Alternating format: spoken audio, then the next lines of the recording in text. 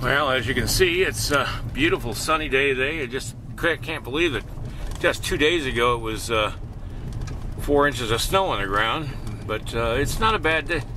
Not a bad day at all. It's up in the 50s, and spring is starting to sprung. No, wait a minute. Spring has sprung? Whatever. It's springing.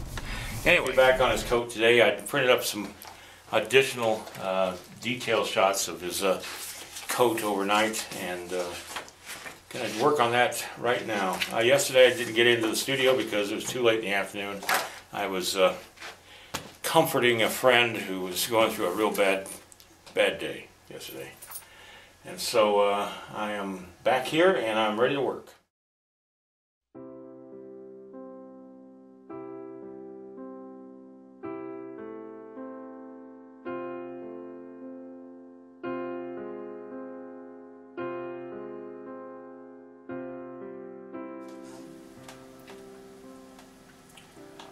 So what I'm doing is I'm trying to make this wrinkle look like it's part of the coat instead of just a pucker. And now that I got the clay all cut up and my pot is full of clay, I can continue. And I'm just going to follow the photograph I've got and work this wrinkle out.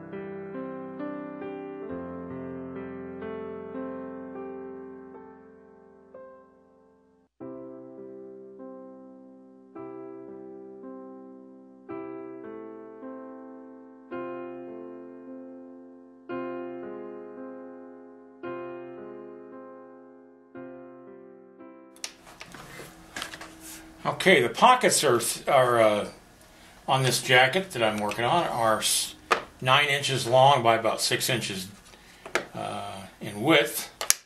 And since this sculpture is double life size, or half life size, I mean, I can just divide that 9 to 4.5 and the 6 down to 3. And I've already done that on one pocket. And what I'm doing now is flattening out clay for a second pocket. I can't find the handle for my pasta machine, or else I'd do this on my pasta machine. But this will work just fine. I'm using an ink roller from people who do, they cut patterns in a like a linoleum tile, and then they use a roller like this to rub ink onto the pad. And so, or vice versa. I don't really know, but I just got this at a local art stationery store, and so that's what I'm using it for. You can also use a rolling pin, just a regular kitchen rolling pin, but this works fine. So I put the first pocket that I made on here because I want both pockets to be exactly the same pattern, especially on the sconce here. So I'm going to cut that out first.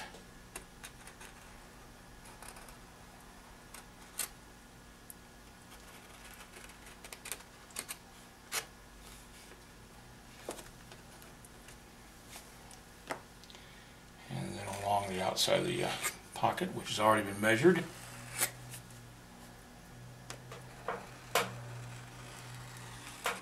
The top of the pocket.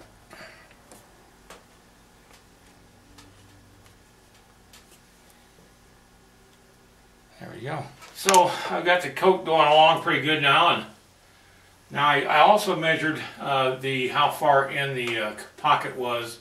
It was 4 inches in from the outer part of the coat, so I divide that by 2 and it makes it 2 inches. And the coat has a seam right along here that goes right back here to the back of the jacket, and that's the seam that this pocket sits on. So I'm going to put that on the pocket like that. I'm not going to put the other pocket on until I get that side of the jacket to this point, but that gives you an idea how nice that pocket's going to look right there.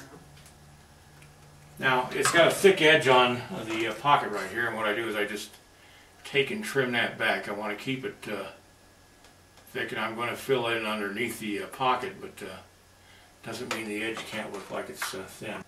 That pocket's right close to the jacket, so I'm not going to worry about that part. Now most of this pocket's going to be covered by the jacket, or the sleeve, but I want it there anyway, just because that way if any part of it shows at the right spot. Alright, I'm going to fill in there underneath it with some soft clay. Boy, this coat's really starting to come together. Oh, and these panels back here, I'm just surprised how well this turned out. It's almost exactly like the photograph.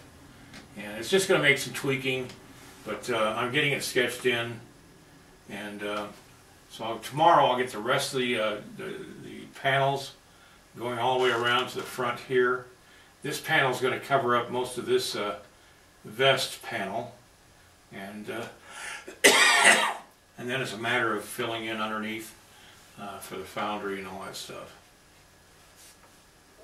Alright everybody, have a great night. I'll see you tomorrow.